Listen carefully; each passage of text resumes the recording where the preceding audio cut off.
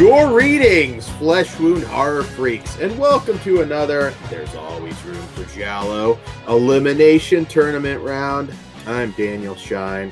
There's producer Todd Loya, already being kind of a D-bag off camera, but that's okay. That's because you were being a douche. You think you're big time now, so it's cool. It's cool. That's Pugs Dread. Hello. And that's Mike Kruger. Fuck you, Diva Dan. Diva Dan. You finally got a name now, Dan. Diva Dan. I will own that shit. I will be like Gorgeous George next for episode 2021. I'm gonna have a All boa. right. Well, Kruger, why don't you tell us about how this thing goes? So what we do for our Giallo special is rate and review a Giallo. Then we add the film to a list compiled from our previous episodes and eliminate one film we deem unworthy, leaving us with our top 3 Gialli. So now that that's out of the way, Todd, why don't you give us our Giallo statistics and tell us who's on the list and who has already been eliminated? All right. Thanks, Kruger. Up for elimination. Well, first, already eliminated has been Murder Rock, Eyeball, Your Vice is a Locked Room and Only I Have the Key, and The House with the Laughing Windows. Our top 3 and up for elimination today are The Bay of Blood, Delirium, Photos of Gloria, Opera, and our newest one that we're going to talk about today, What Have You Done to Solange? If I were reading that, that'd be a question for Todd, but it's okay. So there is a question mark at the end of the title. So. So anyways, 1972 director Massimo Dallamano. Big fan of the filmmaker. I should be able to say your name. I think I did okay. So this one follows a sexually sadistic killer who is preying on the girls of St. Mary's Catholic College. Student Elizabeth witnessed one of the murders, but her hazy recollections of a knife-wielding figure in black do nothing to further the police's investigations. Why is the killer choosing these young women, and what does it have to do with a girl named Solange?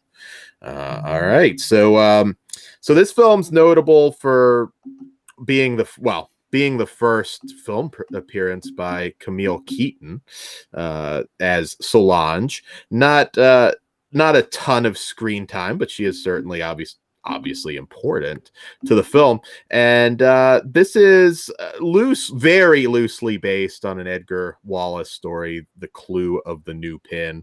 No need to, if you're a big fan, go and read that, because it is quite different. And this is also part of the a trilogy of films that are kind of referred to as the Schoolgirls in Peril trilogy, that also included What Have They Done to Your Daughters and The Red Rings of Fear. When are we doing those? We'll definitely have to do them. They're different films, so it's not like it's like the Animal trilogy or the.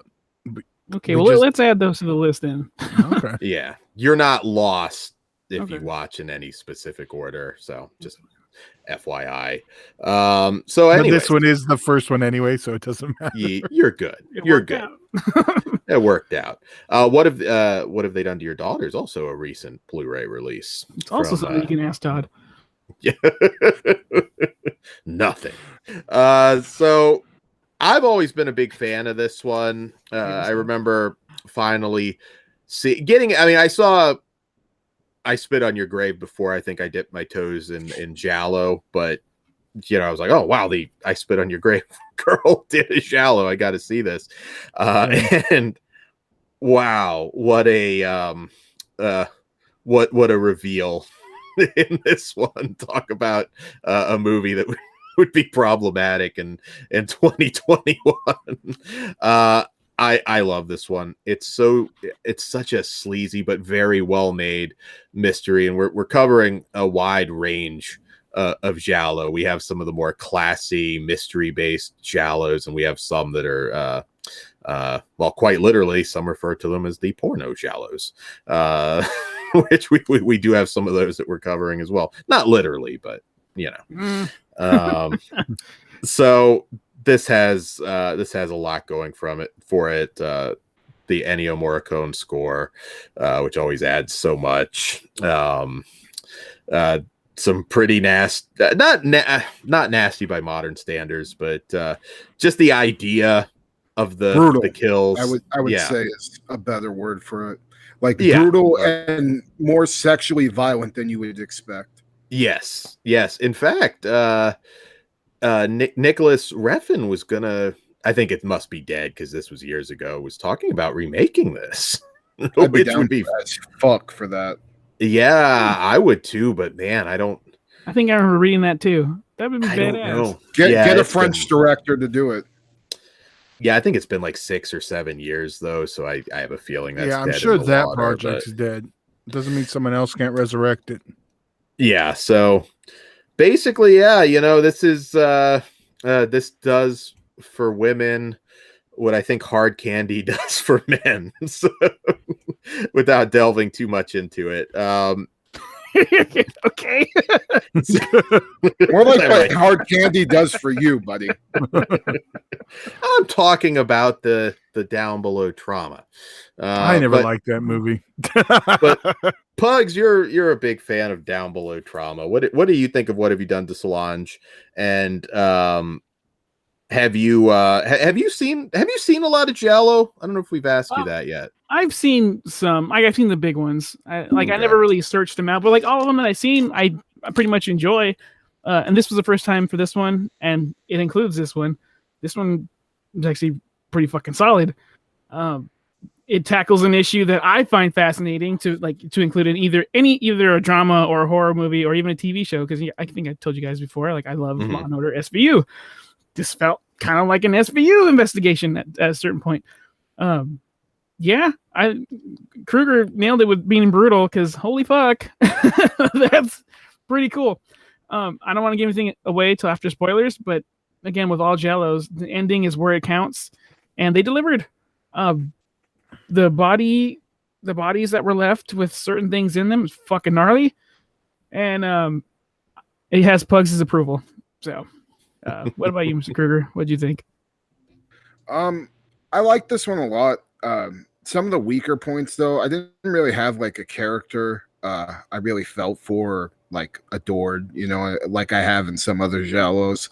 Also, like I said, the kill, like there is brutal aftermath gore that we get, but like as far as like kill wise and actually seeing stuff happen on screen, this isn't like very bloody or gory, which I kind of wish it would have been, because I think that would have been way cooler.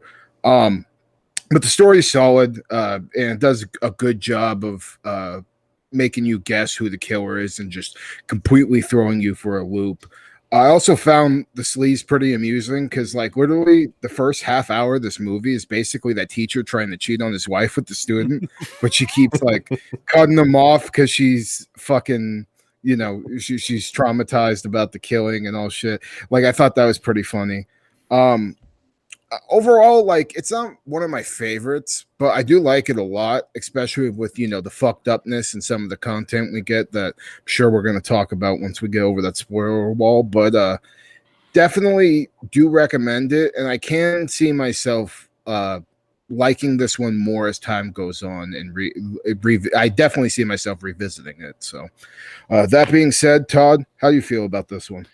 Yeah, this has been one I've always really liked. I mean, it's, like you guys mentioned how I don't want to say the treatment of women. Yeah, we'll go with subject matter. Has always, been something I've really liked on this one. It is, one of the more, it's a little bit more than some of the other ones. I mean, it's not the sleaziest, but it's got some, brutality. In concept. Yeah. Yeah. It is. But, Kruger nailed it with the brutality. And this is a good Giallo. Yeah, I think, just imagining the remake, like, you would probably still have the lecherous men, but you wouldn't have the kind of just slutty girls. You would not have that. It'd be I would include the WBC in this. I don't know. I would be fascinated to see how they tackle it, but I think it'd be one of those things for me, though. Adding the Westboro Baptist Church. It'd be very different. I mean, I'd be curious to see what they would do. But it's been at least 6 years, so I don't think it's happening. So yeah, I do. I think it's among my favorites, but it's hard to see. We'll see if it makes the cut. So rating it on a scale of 0 to 5 stars. I like this one a lot. I'm a 4.5. I'm actually. Oh, I'm the exact same. I'm 4.5 too. I have to agree. I'm a 4.5. Like I was going back and forth between a 4 and a 4.5, but I was just too involved and too interested. I liked it a lot. It's a really good story and a good mystery. Yeah. Yeah, I'm just a 4 out of 5. I think if it had more gore in it, I would have enjoyed it enough to give it like a 4.5. But not to say that my rating can't change if I watch it again, because I do already want to see some of the more fucked up scenes in that movie again. So I'm enticed to watch it pretty soon again. Yeah. All right. So who's getting the X? Yes. Okay. Up. Thank you, Pugs. You knew I was going to skip and go straight to spoilers. Yep. I think I'll take that part. Yeah, you need. Never mind. Yeah, that's going to be your thing because Keep Todd straight. it's a harder when you have to do that for Dan. But all right. So up for elimination, we have Mario Bava's Bay of Blood, Lamberto Bava's Delirium, Photos of Gloria, and Dario Argento's Opera, and What Have You Done to Solange? So what are you eliminating, Dan? I'm eliminating Delirium. I know. Just time to go. I love Delirium. It's a lot of fun, but it doesn't hold the candle. I know you have to get rid of somebody you really like eventually. Okay, Pugs. I'm not mad at you this time, Dan. It's okay. But I'm gonna get rid of Solange. As much as I like it, I still like the other ones more. Yeah. Kruger? I'm getting rid of Solange too. I still like Delirium way more, and Opera and A Bay of Blood, I think, are masterpieces. So, fortunately, Solange got to go for me. Well, not that it matters. I would have got rid of Opera, but the list stays as is. So I'm good with that too. And that was a close one too between those two. Because I really like. As you can see, I'm not yelling at Dan. So yay! Yet. So, all right. On that note, let's get into spoilers. If you're, you know the deal. If you don't want to be spoiled, leave now. Yes. All right, time for spoilers.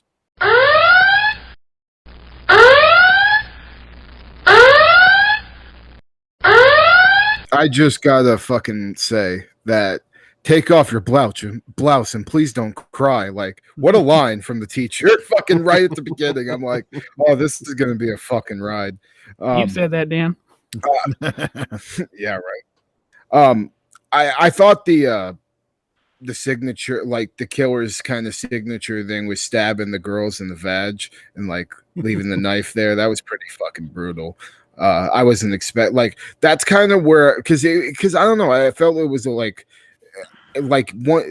those parts of the movie I really liked, but everything in between just felt a little, I don't know, a little like not as interesting as, you know, the actual kills happening. But man, like once I saw that they were going that hard, I was definitely in. And man, what happened to Solange? Fuck me. Like, god damn, that's fucking disturbing as shit. And like the way the girls were like holding her down too, and the fucking lady fucking, you know, doing the abortion just fucked up. Like that big ass, was that how they used to do it, with the fucking big ass needle like that? I have no idea. Oh, Kruger, I'll tell you, old fashioned punch to the gut. Well, if you deep dive on like how it used to be with some of that stuff, because what 72 abortion was, that was the year, right? At least in the US. I could be off the year. 73. Yeah. I'm trying to remember Roe v. Wade. Very much in the news, and I want to say 72. I should know that by memory, but it was 72 or 73, I'm pretty sure. So kind of it's in Italy, of course, but topical. I bet you Kate. Oh, go ahead. Sorry. I bet Casey Anthony would know that answer. Well, she was late term. There we go. Yeah, but fucking man, like so disturbing that like her father was the one that had it all set up too. Like, god damn, that's so fucked up. And just like, man, like that lady that was doing it was such a bitch too. She's like, well, if it hurts, it's your fucking fault. I'm like, god damn. I mean, granted, maybe she's realistic right, though. Yeah, I would go. I would say that's realistic because, like, she Church probably people, man. and she probably detaches herself from her being a person. It's like, this is just another thing I have to do, and I'm tired of these fucking babies fucking crying. Like, you're the reason I'm here. Which is, it's messed up, but just bite a rope. Damn it! Or a fucking napkin that they gave her to bite down. Like, I need but something a napkin, bigger. snowflake. Yeah, that shit was brutal. The dad though, with his fucking stamp of approval, just that hook knife right in the fucking yeah. Oh. Eye for an eye, twat for a twat. That needs to be a tagline for the new remake. Eye for an eye. Oh yeah, man. Yeah, I do. I love this movie so much. Just watching it again, it still stands up. And people do forget though. Camille Keaton really is not. I mean, her character is important, but she's not in it. But she did a fantastic fucking job though. Like, she just came in, sold the fucking movie, and then it ends. But you know, Todd and I had talked about this. I think she's been lucky to be a part of some really good movies. I don't think she's the best actress. And I think she's more exposed in like heavier dialogue stuff later. Like I Spit too. Yeah. Like you gotta know how to use, like, the director needs to know how to use the tool, and actors are tools. Then, like, this is okay, here's your wheelhouse. That's what I'm gonna give you.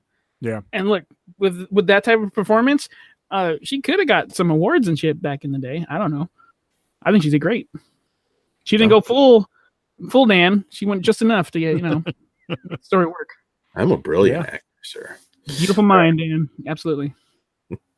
So yeah, anybody else have any spoilers for Solange? I'm good. No, I mean, Kruger, you got anything else on this one? All right, well, let's pull the spoiler thing off. Bam. All right, well, shit. That's another one in the books. So Pugs, why don't you take us out of here? Wait, did we put over Patreon and all that stuff already?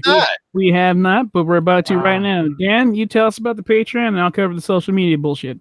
Patreon.com/fleshwound features for early, uncensored, and exclusive content. It all starts at $1, and you really help us out. We got some nice little treats for you up there, so check it out. Also, like, share, and subscribe, and hit that notification bell here on YouTube. It helps the channel grow. And follow us across all the other social media bullshit. And don't forget to check out the updated website. We forgot our brand new website. It's awesome. It's a one-stop shop to find out everything you need to know about us. So yeah, visit there and interact with us as much as possible. Mm-hmm. So Dan Feather Boas coming to the merch store soon. Perfect. So everyone, let's say goodnight and get the hell out of here. Good night.